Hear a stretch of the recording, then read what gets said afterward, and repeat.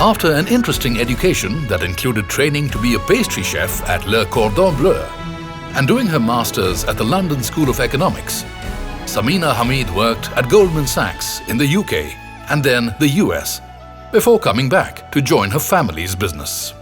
I saw what Cipla was doing and I really wish I could contribute in some way or the other. It was also very technical. I had never done pharma and science. Once I joined Cipla, I was really keen to create something in the consumer space. And I said, here is a 75-year-old brand. How can we serve a wider India that goes beyond patients and illness, more towards wellness and consumers? So at that point, we incubated a startup within Cipla. We called it Cipla Health. We went out and got some funding, got really good talent. It's a brand we took to social media because you can advertise. So I think it overall gave a lift to the Cipla brand as well. And we have multiple products, cough syrups, Nicotex, ORS, vitamin, minerals, etc. The company turned P&L neutral and we created a business. With that first big success, Samina Hamied turned her attention to help further grow the mother brand. We had a global business, but it was generally based on a B2B partnership model.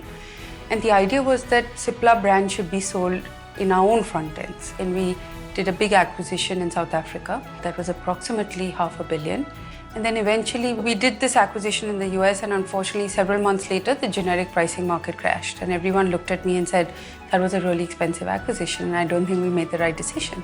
But today, 5-7 years later, we are the fastest growing generic company in the US. More than 20% of Cipla's revenue comes from the US, and we were the first Indian company to launch an MDI.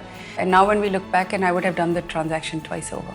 Well, she's very courageous when it comes to making decisions, building an organization for the future.